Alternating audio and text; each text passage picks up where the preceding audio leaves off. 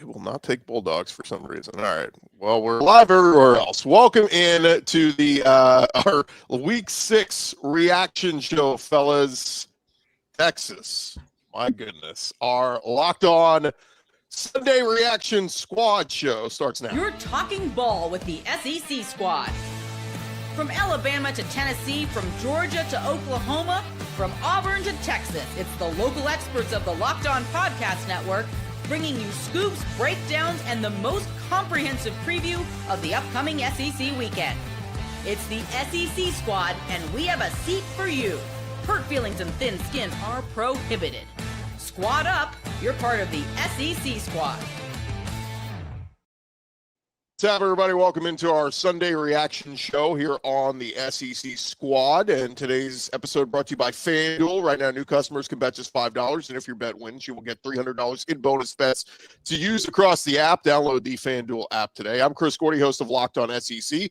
We've got Brandon Olson, Locked On Gators. We've got Luke Robinson, Locked On Bama. Stephen Willis, Locked On Ole Miss. We'll see if any of our other cohorts join us along the way.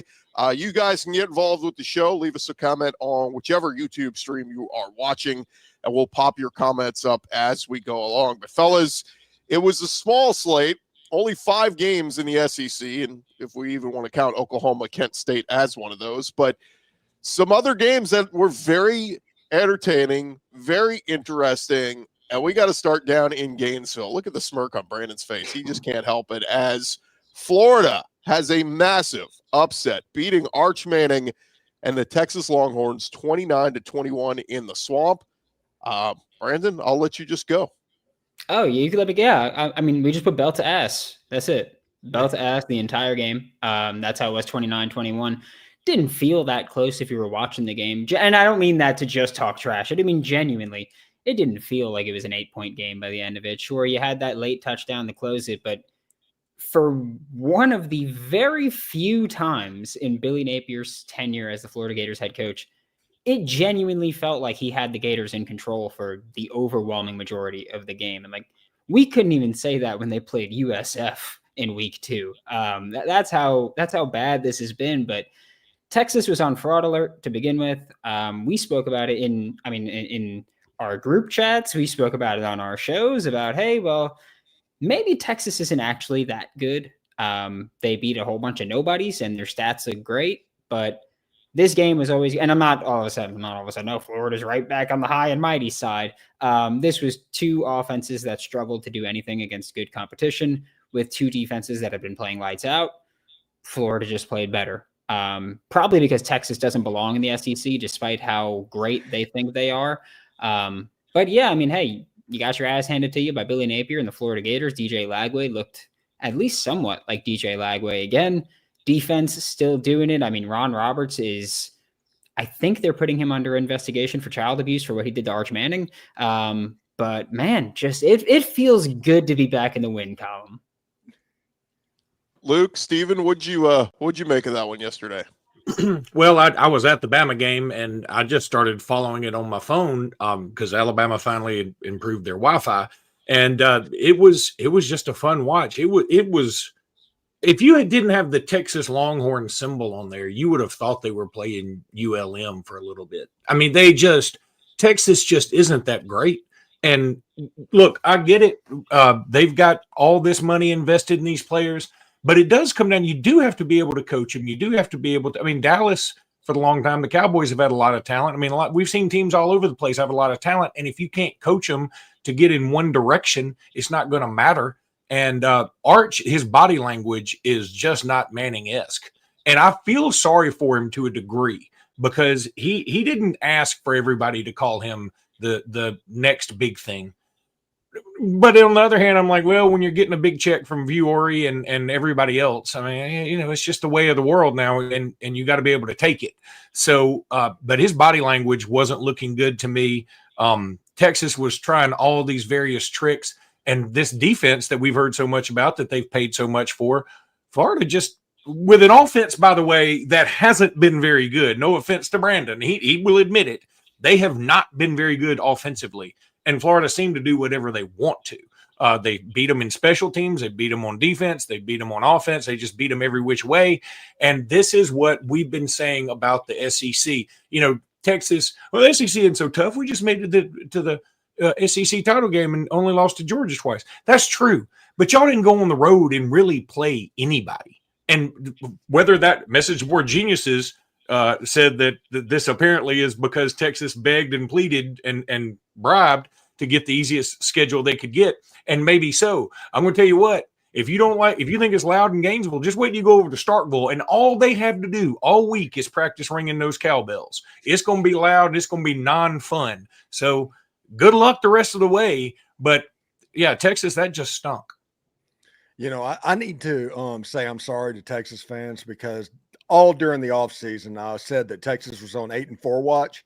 Little did I know that I was just pumping sunshine, apparently, because there's no way this team is winning 8 games this year.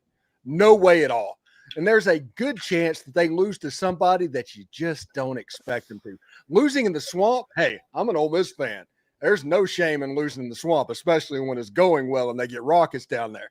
But there's a chance that you end up dropping a game to Kentucky or something like that. Because what I saw in that Florida game was you getting physically beaten on both sides of the line of scrimmage. And when that happens, it's over. It's Katie bar the door. And props to Billy Napier in Florida. They had an extra week to get it going. They started handing Jaden Baugh the football. He took over that game, set the tone, and that is the identity of this Florida team. It isn't DJ Lagway, who has talent. It is Jaden Baugh. And the quicker they realize it, the better they're going to be. Yeah, I just want to point out that Florida going into the game had 34 pressures on the entire season. They had 35 yesterday against Texas. So they doubled their season pressure numbers in one game. Let me just throw this out, because I look, sometimes coaches say this and it's hyperbole, but my ears perked up when I heard this past week when Billy Napier said DJ Lagway just had his best week of practice of the year. And he said because look, he was unhealthy throughout the whole spring.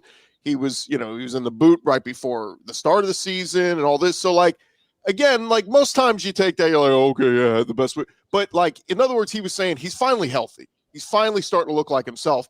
But I think even bigger guys, and we haven't even mentioned the name yet, Dallas Wilson. Welcome to Gainesville, the 5-star wide receiver that was the star of the spring game, which again, people told me, oh, it's just a spring game. Okay. But he broke records in their spring game for catches, receiving yards, and all that. And 6 catches for 111 yards and 2 touchdowns in his college debut. That's the best debut for a freshman receiver at Florida in program history. He set a record for yards, catches, and touchdowns, all single-game records for a Florida freshman playing in his first collegiate game. So he was a difference maker, Brandon. Yeah, and he had a fumble recovery. Sure, he fumbled, but he had a fumble recovery. Well, and he dragged that poor man who was trying to tackle him about 10 yards. That guy looked like he was Dallas's son begging him not to leave him and his mama and not go get cigarettes and never come back. He was just hanging on for dear life, and he was just dragging him into this. I mean, it was sad and embarrassing.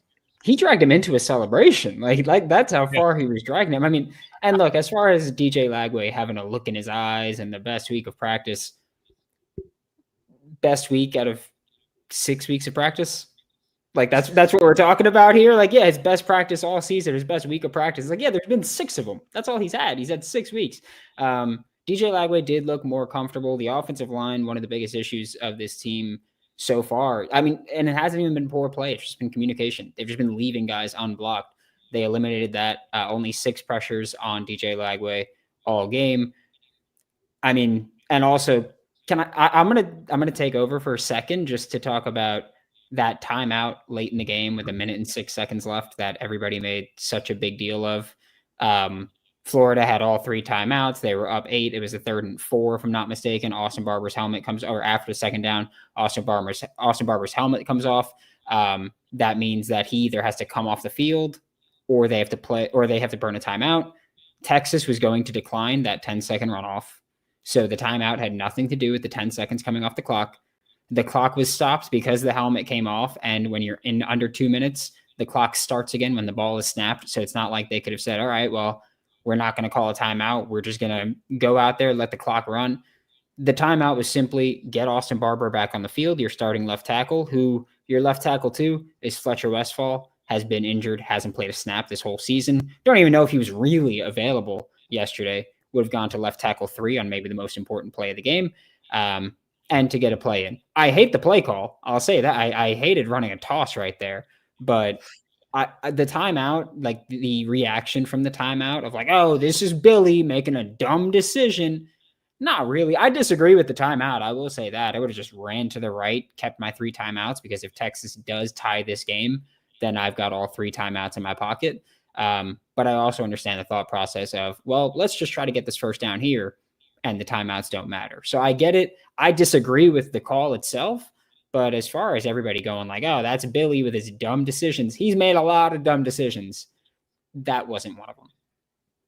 And the way their defense was, I know Texas scored that touchdown late, but it felt like it was going to take a Herculean effort for them to go back down and score another one. And get, so it just, I don't know. It didn't feel like Florida was in danger, but it did feel a little bit like, people were getting up in arms over, oh God, Billy, you're going to blow this. We do have a comment. Hey, Brandon, do you believe this win proves why we need to hurry up and move on from the Napier administration? Great win and great talent. I mean, this is the problem with the win, Brandon, is I thought if he loses this one and loses next week, he's fired. Winning, it feels good if you're a Florida fan, but what does this do for Napier now? If this one win does anything involving his job security, you're already failing. One game doesn't decide anything. That's firm belief of mine. I've been pretty adamant that I'm not entirely sold they've actually made the decision yet to move on, despite how glaringly obvious it is that you should move on from Billy Napier here. Again, plain and simple, for the reason that I have championship expectations at the University of Florida. I do not believe he's the head coach that's going to win you a national championship. I think then hey, it's time to move on. Could be a blessing and a curse. I won't trade a win for anything, though. Honestly, I get it. I hate that if this does impact him staying. I don't care. I'm gonna want my team to win every single game, every single week. I wanted them to beat USF, and they lost that game too. Wanting them to win does nothing. Like me wanting them to win does nothing. If it does keep Billy, again, if you're making your entire assessment based off one game at home against an overrated team, you're going about this the wrong way anyway. Let me address what you put up there for a second from Eric D. It says, I think you guys are overreacting and overreaching here. Texas will figure things out, but they are going to go 9-3 and 8-4. Look, I tend to agree there. I like where Steven's head is, but I do disagree. I think they'll go 8-4 because here's the rest of their schedule. Oklahoma, who may or may not have John Mateer. At Kentucky, that's a win. Even Texas can beat them. At Mississippi State, kind of a toss-up. Vanderbilt at home, don't feel great about it. And then Georgia, Georgia doesn't look super either, do they? Arkansas and Texas A&M, I think they'll go. I think 8-4 is probably the floor. But compared to preseason expectations, that is catastrophic. And compared to what their future SEC schedules will look, it is horrible because they can't just keep getting schedules. And we know the schedules for the next 4 years. I need to go look at it for Texas. But they can't keep getting schedules the way they've gotten schedules so far. Yeah, and you said Texas 9-3, 8-4. If they lose to Oklahoma on Saturday, they're officially on 7-5 watch. Okay, traveling to Stanford Stadium, playing against Texas A&M at home. Texas A&M looks legit this year. They look like they can threaten just about anybody as long as they, keep the momentum. And if Marcel Reed can get a little bit better throwing the football, they are going to be a pain.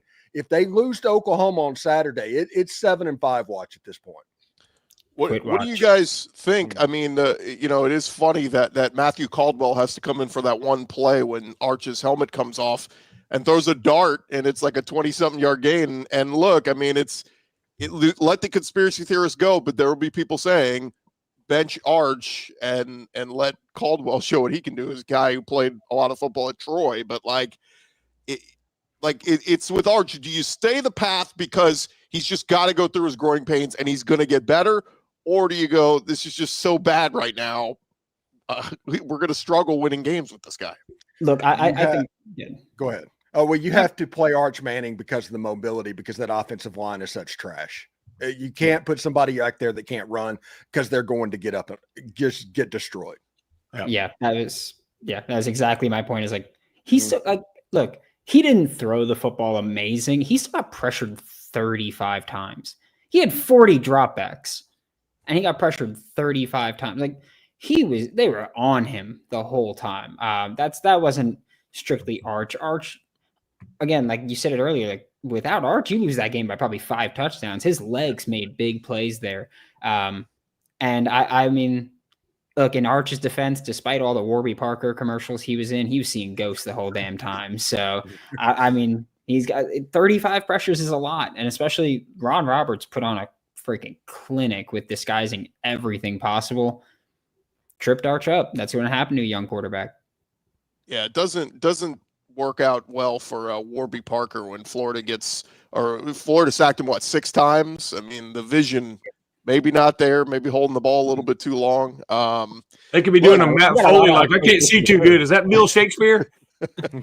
It's wild. I mean, like it did feel a little bit Jackson Arnold-ish. Like he holds the ball like, dude, you can't wait for the guy to get the ball's got to come out.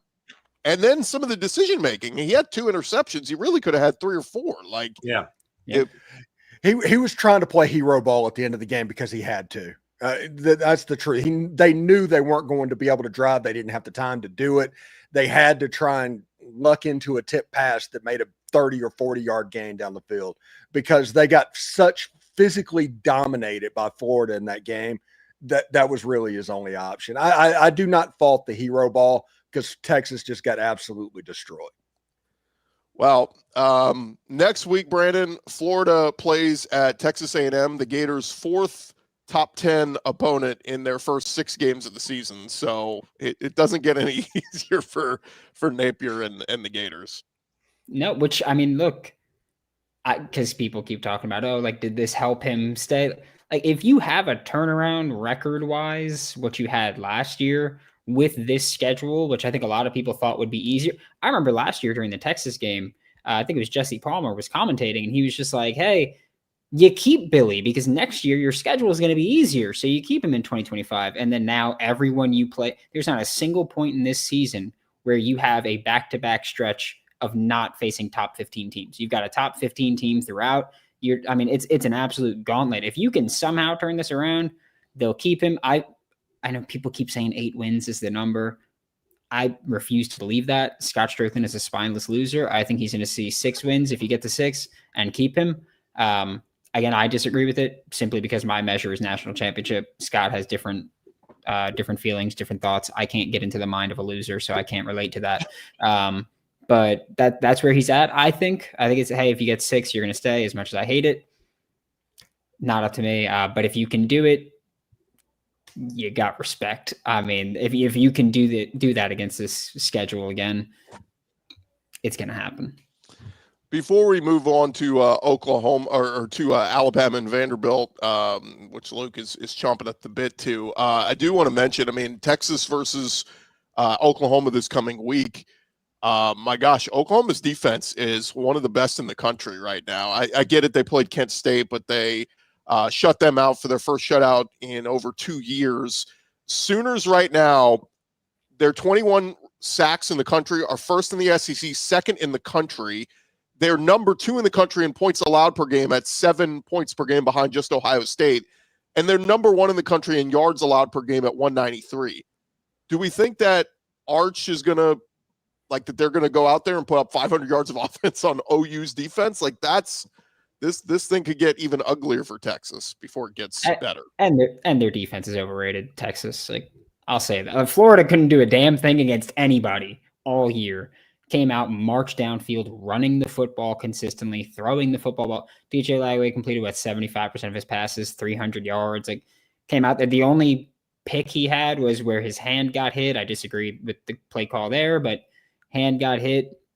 I mean, if Texas defense can't do anything, again, I know going into the Florida game, 60 rushing yards per game. Look at who they played, and you tell me that that's impressive that they were doing that, especially when college sacks count for rushing yards. I don't think this Texas defense is that amazing. I mean, look, again, Florida scored 29 against them, They scored 33 in their 3 FBS games combined before that. Yeah, the word of caution. The only thing I'll say, this year's been kind of weird. UCLA was a 7.5-point dog to Idle, and they beat Penn State, who they were a 24-point underdog to. And at kick, Penn State was minus 5,000 on the money line. Now, Penn State's probably not as good as we thought either. All that's true. But UCLA was stinky bodinky for it all year long. And then they show up and play. So my guess is we'll see a bit of a different Texas team. But I'm like you, I don't know that it's going to matter. I think Oklahoma's a lot better than Texas. Yeah, and you look at it, if Penn State and Texas are ranked in the polls that come out in the next couple hours, something's That's going to make wrong. me mad. Yeah, they shouldn't even be receiving votes at this point. I'll throw this out there too. I was trying to find the stat. Here it is. Can't. Oh, yeah. So preseason, number 1 Texas, number 2 Penn State, and number 4 Clemson are all a combined 8-7 after week 6. So preseason poll. Everybody gets so mad about preseason polls. Look, it plays itself out, right? Like if you suck at the top, you're going to fall out if you lose games. But anyway, when we return, guys, we are going to get into the other big one yesterday, and that was Chatty Cathy Diego Pavia having to eat a big one. We'll talk about that next. Hey, but first, the message from our friends at Peloton. They are shaping the future of fitness with the brand new Peloton Cross Training Tread Plus, powered by Peloton IQ. It is their most advanced equipment yet, designed to give you real-time guidance and endless ways to move, whether you're running, lifting, or cross-training with your favorite instructors. This is training reimagined. Peloton is built for breakthrough with tools that help you plan, stay motivated, and reach peak performance. You'll love how the Peloton IQ system offers real-time strength coaching, actually tracks your reps, suggests the right weights, corrects your form, making every rep safer and smarter. Luke, this might be what you need, man. The swivel screen is a game changer. You can go from running on the tread to strength training without missing a beat, and the personalized class recommendations keep you engaged. You get workouts tailored to your vibe and energy level each week. So let yourself run, lift, flex, and push forward. We all could use this. Explore the new Peloton cross-training tread today at onepeloton.com. That's O-N-E Peloton.com.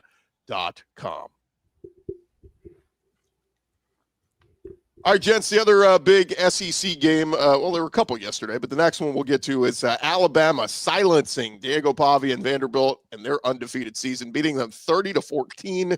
Ty Simpson, outstanding. Jam Miller with a career day.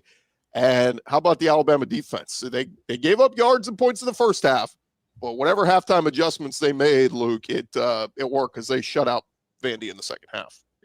Yeah, first of all, the defense looked not so hot in the first quarter, and I tweeted about it, and then that came back to haunt me, but that's okay.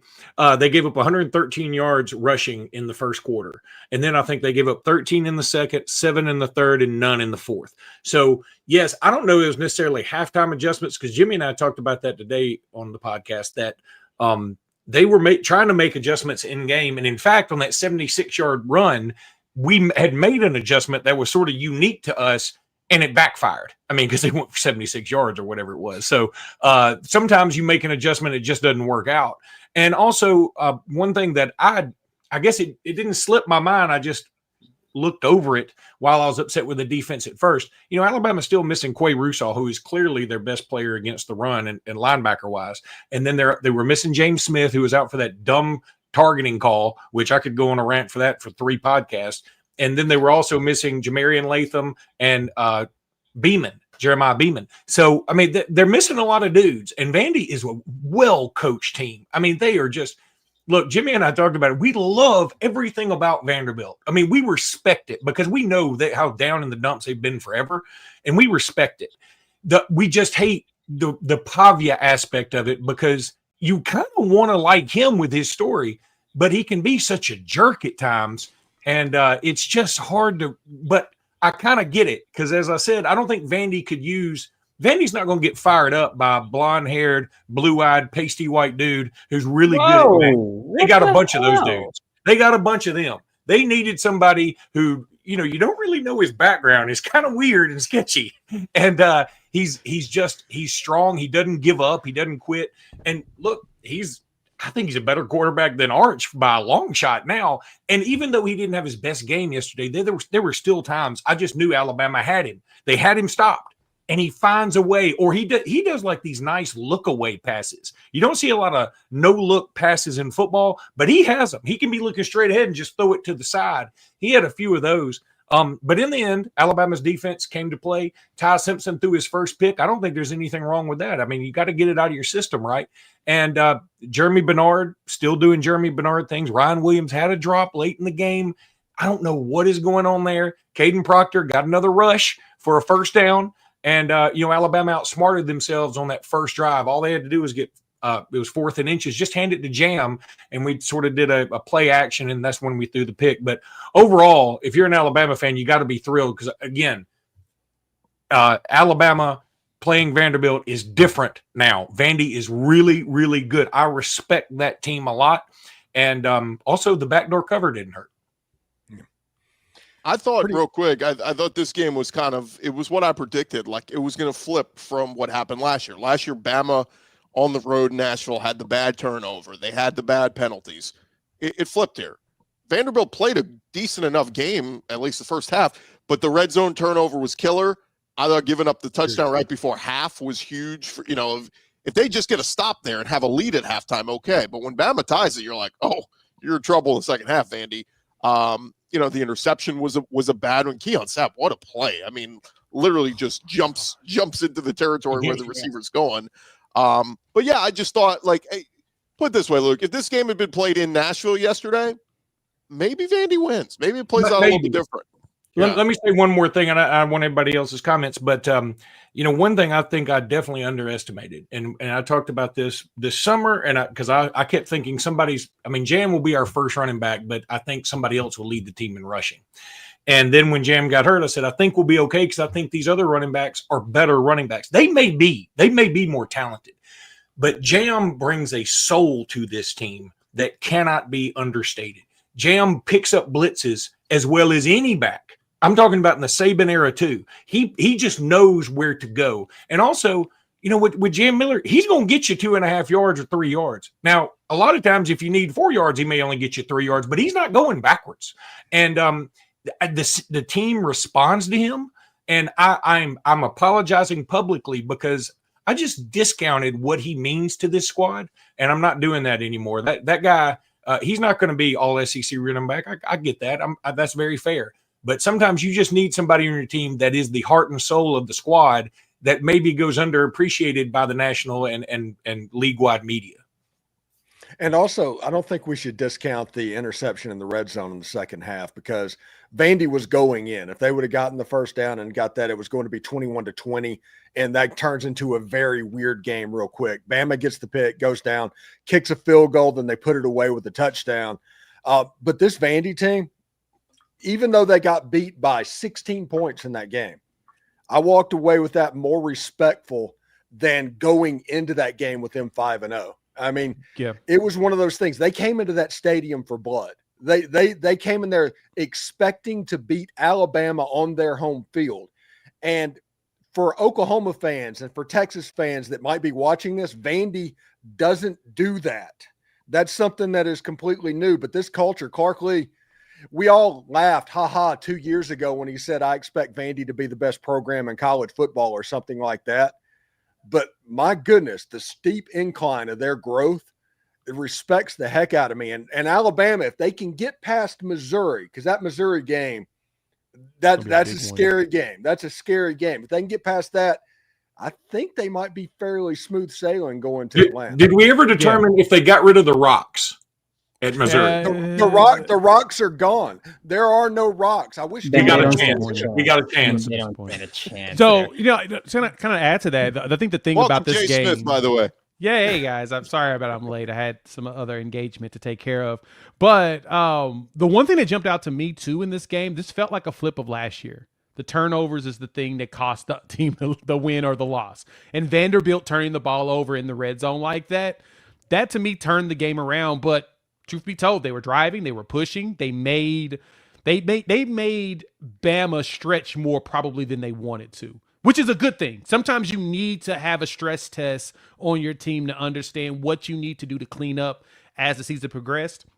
This early stress test really helped them, especially after the big win against Georgia.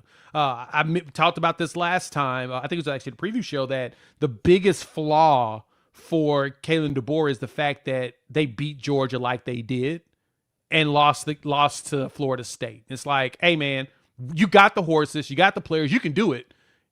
What's your excuse now?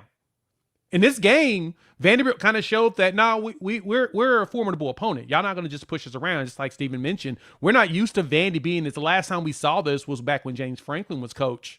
What was that, about 10, 12 years ago? It's the last time we saw Vanderbilt playing at this caliber, and now they just feel like a stronger team than even that era. They just got to continue to put it together and close games out and not actually turn the ball over at critical times. Yeah, is it bad that we lost the host? Is that bad? Yeah. He had to sneeze. Sorry, I have a cat in my face. I should have locked him up. He's being an ass, but anyway. I think Ty Simpson's been just awesome this year, considering I feel like during the preseason or off season, I don't know about you guys, but I spend time in like Twitter spaces and people are just like, oh, there's the quarterback competition, might be Ty, might not. If it is Ty, we're not super impressed with him. He's been hooping this year. Also, just to build off of what Steven said, because he's like, oh, for Oklahoma fans, for Texas fans, Vandy doesn't do that. Oklahoma fans, I got no beef with you till next year. Texas fans, horns down. That's all I'm going to say. Yeah, I was going to say, somebody asked me a couple days ago, who's the best quarterback in the SEC? And I'm like, it's some subjective. Mateer got hurt, so he's out of the conversation right now. Bo Prabula, I need to see a little bit more of it. So I'm running down the list of quarterbacks, and then I came back to Ty Simpson. And I went, well, look, Trinidad, of course, has been great at Ole Miss, but, didn't start the whole year. I think Ty week 1 at Florida State was really like that O-line not giving him time made him look worse. As the weeks have gone along, I mean, he's atop the SEC in terms of quarterback play, above a 75% completion rate. Third time in 4 games he's been outstanding. So I would probably say in the moment right now, Ty Simpson. Now, Bama's got a tough road ahead. These next 5 games are going to tell us all about what kind of season Bama's going to have. But you got to give Ty Simpson props because he took a lot of crap week 1, but I think he's played outstanding these last handful of weeks. 2 of Alabama's easiest games remaining are at a South Carolina team that has maybe the number 1 pick in the NFL draft at quarterback, who may be on a resurgence by then, who knows? And in a stadium where they were famous for showing up when they weren't winning anything, and they're crazy. Or a place that is built out on the burial ground of unicorns and leprechauns and fallen spaceships at Jordan-Hare Stadium when it comes to Alabama. And no matter what the records are, they seem to give Alabama fit. So those are 2 of Alabama's easiest games left. This Missouri game, let me tell you something. Ahmad Hadi, no joke. That guy, he's something else. Well, I'll say this too. I mean, my thing with Bama, Luke, is can they go 4-1 in these next 5? And that's at Mizzou, home for Tennessee, at South Carolina, home for LSU, home for Oklahoma. 3 of those are at home. If they go 4-1 in that stretch, the question is, you'll go into the Iron Bowl basically with a chance to finish 10-2 and be a lock for the playoff. If they go 3-2, however, man, we're going to get into a real argument at the end of the year over, well, that week 1 loss to Florida State's a good loss. That's where it's going to get really sticky for them. There's no question. I want to address something Pimp named Slickback said. It's my favorite name on here. He said Luke was part of those people calling for Ty to be benched. Let me clarify this. What I said was after Florida State. God, that is a great avatar too. After the Florida State game. Love it. Yeah. After the Florida State game, I said, look, I was really worried. I was there. It was awful. It was terrible. And I was like, I think this team needs a spark. And my whole argument was, you don't get a spark by changing punters. You get a spark by changing quarterbacks. And I said several times, Ty wasn't the problem. And I think it's wrong to put blame on Ty. A lot of people were. I wasn't putting the blame on Ty. I thought the whole team was bad. And I said, but if the team needs a spark, I think you have to change the number 1 guy. And it turns out they created their own spark. After whatever happened in FSU, I am as surprised as anybody. After that week, the way they turned this around, is incredible to me because I didn't see it coming. Because I watched last year, I watched those road games last year, and so I'm shocked. I'm thrilled to death. And so again, I'll say it. Ty Simpson is awesome. I was singing his praises all summer, and all I did was suggest, hey, if we need a spark, you need to change quarterbacks. I wouldn't call him necessarily to be benched. I definitely wasn't saying it was his fault. Let me just address Todd's comment real quick. 3 losses will not get in the playoffs. Stop that dream. That changed this offseason. Remember, they put in the metric of strength of schedule is a determination, and they're going to reward good losses this year over crappy wins. Indiana got in last year, and they beat nobody. They're making that change this year. They're going to reward good losses. So, look, I'm not saying it's a lock. I'm saying there's a pretty good chance we get a 9-3 team, maybe 2 9-3 teams in, depending on how this thing plays out. And I would tell you right now, I think they come from the SEC, if anywhere, a 9-3 team that gets it. Now, we'll say this. Ty Simpson gets the blame more for that USF game than he probably should, and that carried over to this season. And after the Florida State game, there was a little confirmation bias there. It's kind of like Arch Manning going against UTSA last year, and all of a sudden you get all the hype and he's going to be better than Tim Tebow and all of that stuff, Paul Feinbaum. I think the opposite is both happening at the same time. Ty Simpson is probably the best quarterback in the SEC right now. We'll joke about Trinidad and living on island time and all of that stuff. But I think he does get too much of the blame for that USF game whenever he did that. Real quick, we did have I'm trying to reward the super chats that get in here. Brandon said, who was the last team #1 to start the season to lose 4 games in that season? I have to go back and look, but I mean, I could be. I know the last team that started out in the top 10 and lost 10 games in the season. Yeah, that happened last year. Yeah, exactly. There's always 2 teams that start the season in the top 10 that fall out of the top 25 by the end of the season. And I think we may actually have the 2 that's so far probably going to end up being those ones. And it's going to be the biggest shocker of them all if it ends up being Texas and Penn State. And also, Alabama didn't start #1 in 2000. They started #3, but several people picked them to win the national championship, and they went 3-8. And I was at that UCLA game, and I think they just scored again. So one other thing, Pimp Captain Slapback or whatever his name was, I can't go back to it. He said I'm backpedaling.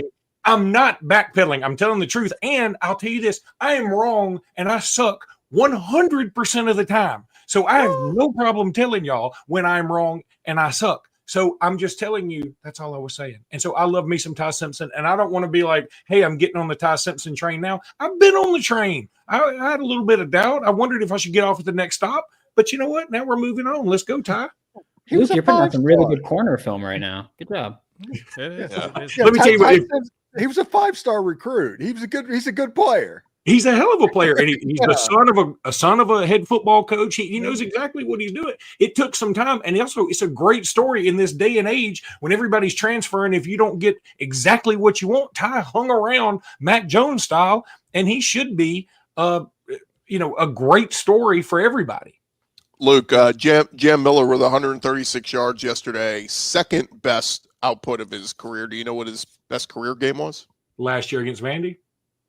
USF last year. USF, yeah, he did have a long run against you. He had like a 46-yard touchdown in that game too, yeah. But Vandy, he kicked ass last year against Vandy too. He did. I mean, he was one of the few. All right, when we return here, gents, we get to a few other SEC games to talk about, including the Aggies win over Mississippi State, Georgia rolling Kentucky, and we'll also get Jay's thoughts on OU as they get ready for Red River. More Locked On SEC Squad Edition coming up next. Hey, first, guys, this episode brought to you by Square. They are your favorite neighborhood or all your favorite neighborhood spots. They run on Square. There are certain businesses that make the neighborhood the neighborhood. These are the places that become an extension of your home, whether it's your go-to sports bar where you watch all your games, the best wing spot in town, your beloved local chain that's been rooted in your community for years, your go-to coffee spot, whatever it is. These businesses are what bring people together. When neighborhood businesses thrive, the whole neighborhood thrives. And we got some great businesses that are using Square, like Bengals and Bandits in Baton Rouge. You've got Catfish Hole in Fayetteville, the Oklahoma City Zoo Amphitheater in Sooner Country. Square is a proud partner of more than 4 million neighborhood businesses around the world. You can go to square.com/go/LockedOnCollege to learn more. But before you do, Go support your favorite neighborhood spot. You'll be happy you did. Square will see you in the neighborhood. This episode also brought to you by our friends over at FanDuel. And hey, right now, no better time to get in on FanDuel. Got NFL games about to kick off in just a couple minutes here. Right now, new customers can bet just $5 and you get $300 in bonus bets if you win. That's right. You pick a bet, put down $5, and if it hits, you'll unlock $300 in bonus bets to use across the app. And just to let you guys know, there are already some Week 7 lines up there in the SEC. If you like Bama, -4.5 at Mizzou. If you like Georgia, -4.5 at Auburn. How about Texas? 3.5-point favorites over Oklahoma in the Red River rivalry game. All those lines are up there for you at FanDuel. Whether you're a casual fan or you love diving into the stats, FanDuel makes the game day experience so much better. So what are you waiting for? Visit FanDuel.com to download the FanDuel app today and get started. FanDuel.com. I was a little surprised at that Texas line, Jim. I'm not gonna lie. Yeah. I'm not. It's mainly because Michael Hawkins so far is set as the starting quarterback right now. We won't know until probably the availability report drops on Wednesday who's going to start. So what's your offensive line still listed as Texas's offensive line? It is. It is. Okay. What's your feeling on that? Real they quick? apparently haven't been available all season, by the way. Do you think Mateer is going to play, Jay? I do. Yep. I'm here for the tortilla presser. Shout out to him over there, the Texas A&M board that opened it up to where someone posted a picture of the tortilla presser with the selfie with John Mateer, saying that John Mateer said he's going to play in that game. Hey, I love how college football brings us together and creates hella of conspiracy. So yes, I am sold on the tortilla presser. I don't think he would lie to me. He presses tortillas. Like, of course he's going to show up to this game, right? Who are you talking Pimp named Slipback. Oh, y'all don't know about that story? You don't know that story, Gordy? No. For the uninitiated, those on the Sooner Channel heard this already. So, and someone on the Texas A&M board posted that they were in line at Chipotle in Norman, and John Mateer was right behind them. They went to get food, and the tortilla presser, the one that does the tortillas, asked Mateer how his hand was, and he said, "I'm great. I'll be playing in the Texas game at Red River." And they posted it in the board at Texas A&M, and everybody's laughing about it. Like, come on, it's board, right? Like, nobody believes that. Well, the plot thickened. Afterwards, underneath the post, someone responded under and said, "Hey, that tortilla presser is my nephew.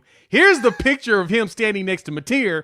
It really happened." And so now everybody's in like, oh my God, there's a whole conspiracy here. It sounds like John Mateer has been telling people he's playing in Red River. And so now I have to believe a tortilla presser at Chipotle, which shout out to him for giving us that story. Yeah, can you Sounds imagine fair. what Oklahoma's defensive line's about to do Saturday? Whew. Can I, goodness. hey guys, I'm sorry. Pimp named Slickback. I would like to buy you a beer sometime, sir. I don't care who you cheer for. He said if you look deep in Brandon's eyes, you can tell his soul is in his feet. And I'm going to tell you something, Brandon. That is spot on. He also said Jay looks like Offset's uncle. I only vaguely know who Offset is, and I agree with him. There's some comments, Luke. Billy I just Napier's put still up. my head coach. We just let them fly. I love y'all, man. Y'all are great. Fans, y'all are awesome. Real quick, because we got a few super chats. Maverick says thoughts about Michael Hawkins' play yesterday. I mean, look, it was Kent State, Jay, so it's hard to get a read. But what, 3 passing touchdowns and a rushing score? Yeah, it felt like the Illinois State game, as in his job out there was to get into rhythm with his wide receivers in actual play. Now you have film, something to watch. You can point what goods, bads, uglies are there, and you can actually have something to assess.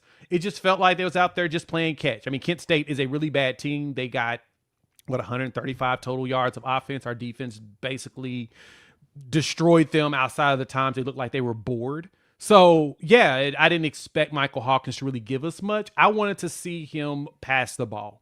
We know he can run. We've seen what he did against Auburn last year. I did not want him to get in the mode of, I need to make big plays. No, I want to see you stand in the pocket, throw the ball. He gave us a little bit of that. There's some work that needs to be done, especially as we prepare for Texas. But as everyone on the panel has pointed out, if Texas offensive line is going to be at that same game, things could get a little squirrely quickly. So that's kind of my assessment on Michael Hawkins right now. This is hit the under, right? Like if it's Hawkins starting at quarterback versus Yeah. offense, I'm taking the under if it's Hawkins.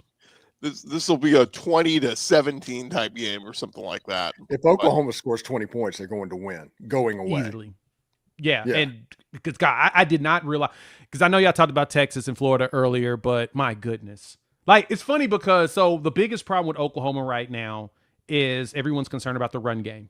And what's funny is when some of the other pundits out there picked Florida to win this game, all the Texas respondents were, was Florida going to find a run game all of a sudden? Are they going to figure out how to run? In which Florida is 13th in the SEC in rushing. Oklahoma's 12th. We're right there next to each other.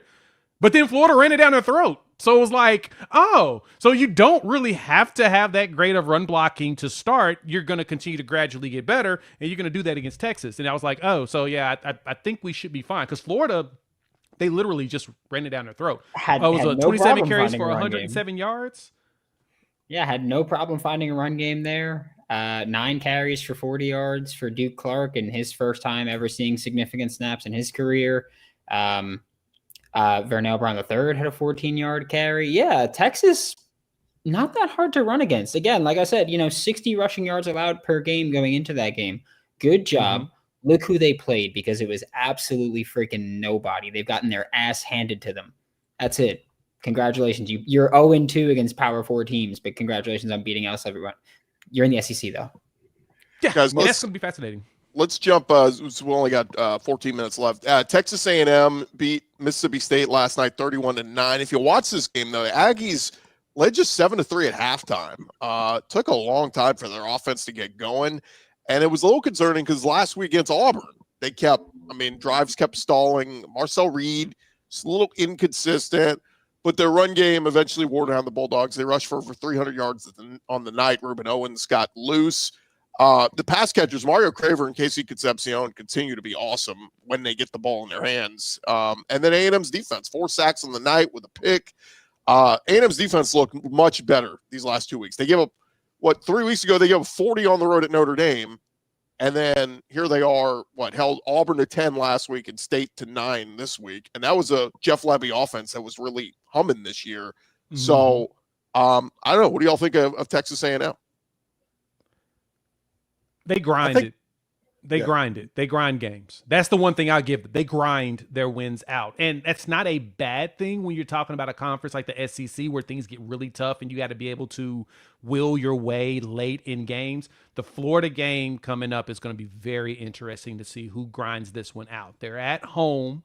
So we know Marcel Reed has been up and down in the pass game, and it feels like Florida's finding their identities and Lagway is settling in. So the question is going to be truly play call and who's going to grind it out. But that's what it feels like to me. All I see them do is just grind. And the good thing that for them has been second half is when they start to trend up. Like first half, it's like this nonstop. And then it starts to slowly go up. And that's actually kind of how you want your team to play. But if you're playing against a team that's really prolific, you may run into problems. But it's not awful. That's all I can say. It's not awful. I would not feel super confident. I would not feel super confident if I were A&M with Florida coming into town, because this is, sometime in the second half of last year is when Florida began to turn it around, and now they're coming in with a ton of confidence. And Florida has been through the ringer. I mean, they have faced the battles, and Texas A&M has to an extent. I mean, going to Notre Dame and winning, no joke. Holding off that Auburn team, again, no joke. But Florida has battle tested. So, and the other thing is Mario Craver. He's such a dude. I'm with the AHSA radio network here, and I get to call a lot of these high school guys. I loved me some Mario Craver. I couldn't believe that he ended up at Mississippi State, and I was begging for Alabama to get him because he is a dude. One thing that's interesting about Texas A&M, I wonder if they are a little bit of a front-runner team, because if they get up on you to where they can force you to drop back and throw the ball and it's like 3rd and long and it gets predictable, Elko will eat your offense up and it doesn't matter who you have. But what happens when they get down by 14? What happens when they get down by 17? And Marcel Reed is forced to kind of up his game to lead a comeback. That is my question with A&M. We haven't seen it yet, but I guarantee you we will see it over the next couple of weeks. But if they get the lead on you, they will literally put their foot on your throat, and there's nothing you can do. I will say he did lead a comeback at Notre Dame on the road, but there was no defense. It wasn't 2 scores, was it? No. But Yeah. you know, let him on a game-winning drive in the final minute. I just wonder too, if they get down 2 touchdowns, what is their identity? Because they seem to be pretty balanced. They showed the first few weeks, oh, look at we can throw. We knew they could run the ball, and they did that last night pretty dominantly. But you know, that's the thing. If they get down double digits, do they still stick with the run, or do they panic and go, we got to throw it? And Marcel Reed still at times showing he'll make that big mistake. You know, and that's where some people are like, they'll go as far as Marcel Reed can carry him. Well, that's where I kind of question. And here's the thing with A&M. They get Florida this week at home. That's 3 straight home SEC games. After this Florida game, they have 3 straight road games in the SEC, at Arkansas, at LSU, and at Mizzou. And we'll see what Arkansas looks like with Bobby Petrino running the show now. So maybe they get better and, you know, more, I don't know, you know, want to play for the guy that used to be the guy. So we'll see. But yeah, I mean, this is like with everybody in the SEC, man. Like we're looking going, it's a good team, but God, there's a tough road ahead. It seems to apply for just about everybody. Yeah, when A&M goes on the road, it's going to be really interesting because they've been a decently penalized team so far on offense. And it's like, well, you're getting penalized at home.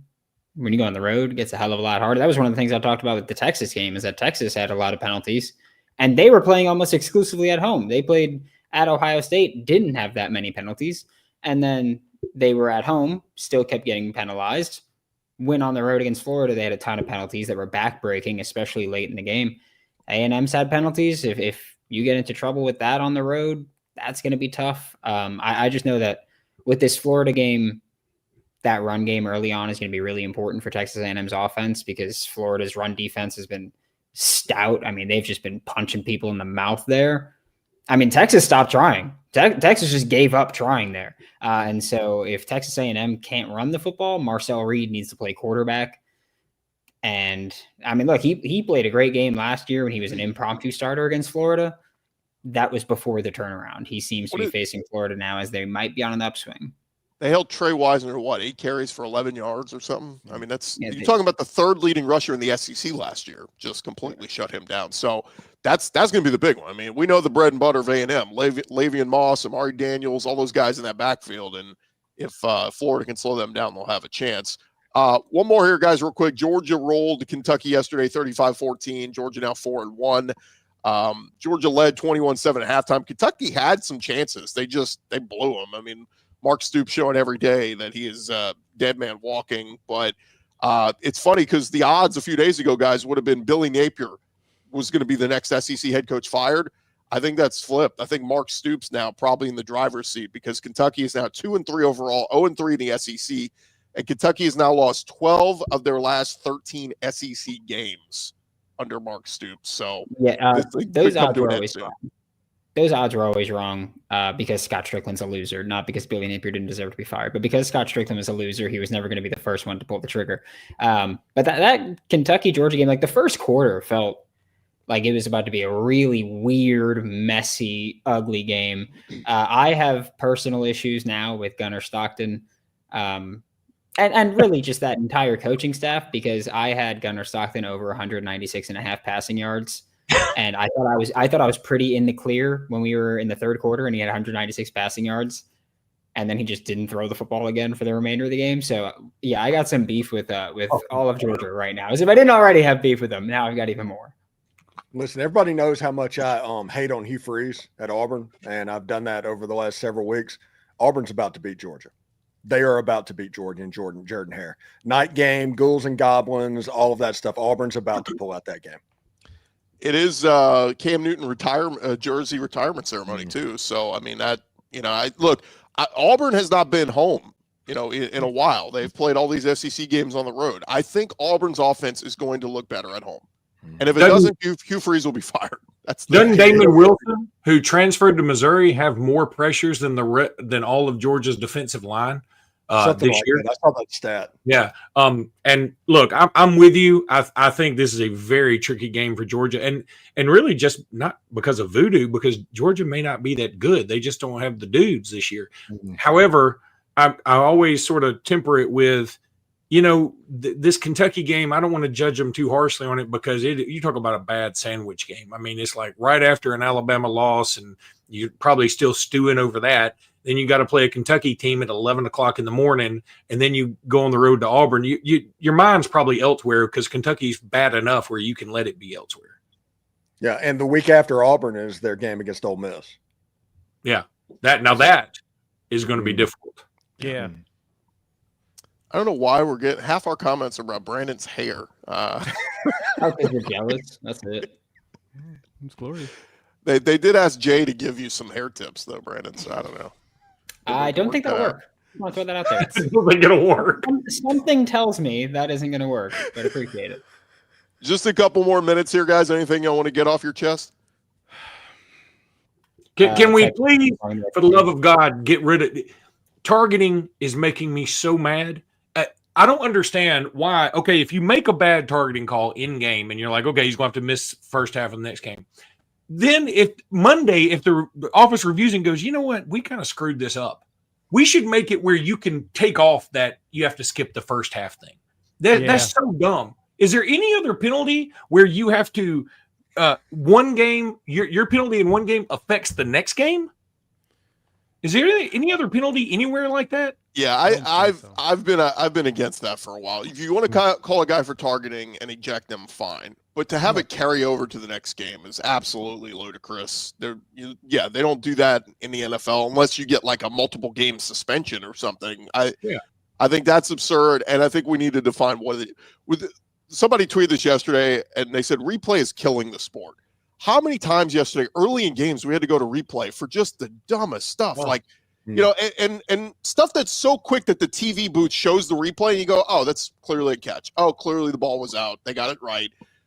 That should just be instantaneous. Instead, we got to waste 5-10 minutes on these reviews, and it's like, dude, you're killing the flow of the game. Do y'all realize the Texas-Florida game was at well into halftime before Alabama and Vandy got there, and yet both games were finishing at about the same time? Yeah, because of all this dead stoppage of plays or reviews and stuff. It's silly. Yeah, the only stupid stoppage Florida had early on was Hayden Henson fumbled, and it was the most obvious thing. Like, he caught it, turned, took like 4 steps, and then it got punched out. And they're like, "Oh, well, let's review this." It's like, you don't need to. I'm a Florida fan.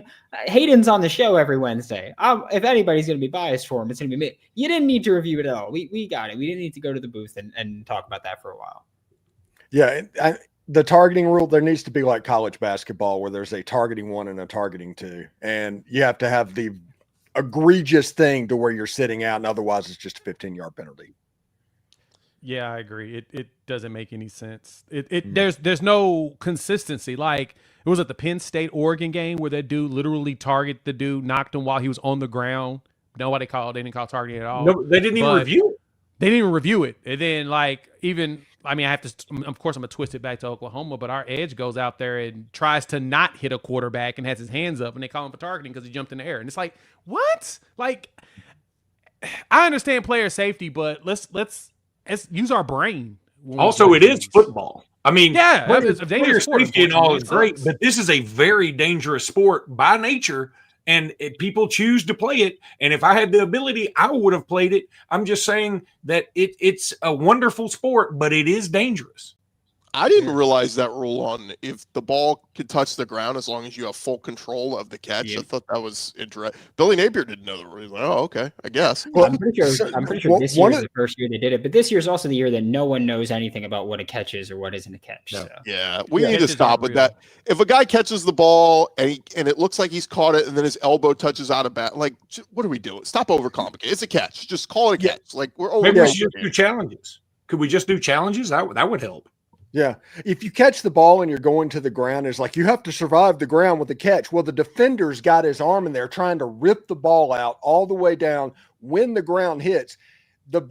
You didn't mess that up. They just completely took the opportunity to force an incomplete pass as it continued. That's the defensive player trying to take advantage of the rules, not the ball surviving the ground. Real quick, guys, before we wrap up, we had somebody ask about our Longhorn guy. Brad Kellner he's got other jobs and channels he runs and stuff. He's just rarely ever available when we do these. We invite him. He's always invited. So we'll hope to get our Locked On Texas love guy on here. And then same thing with Matt Moscona. He's got a million things going on Locked On LSU. And so is people asking where he is. So anyway, just let the invite is always open to all of our guys. It's just who can make it and who can't. So Brad Kellner was on Locked On Gators for Thursday. Felt pretty confident about Texas. Just want to throw that one out there. Just want to throw that out there. Hey, geez. Lane Train just got a big 2027 quarterback commit. We're rolling. Are we celebrating 2027 recruits though? In this day and We age, celebrate everything. Yep. Everything. in 2 months he'll be committed to somebody else. That's how this thing goes. And if that happens, we'll pretend like he doesn't exist. All right, fellas, this has been our Locked On Sunday Squad edition. And hey, a reminder on Thursdays, you can check out our college football kickoff show every Thursday on Fire TV with former AP Coach of the Year Gary Patterson, with Jesse Holley and Drake Toll, getting you guys previewed for the whole weekend that's to come. And of course, you can check out all of our Locked On great shows. Whatever school you're a fan of, just search Locked On in that school and you'll find that show. Or if you just want the whole conference, I've got you covered with Locked On SEC. But for Brandon Olson, Jay Smith, Luke Robinson, Stephen Willis, I'm Chris Gordy. We'll talk to you guys coming up later this week, Thursday, with our Locked On Squad show.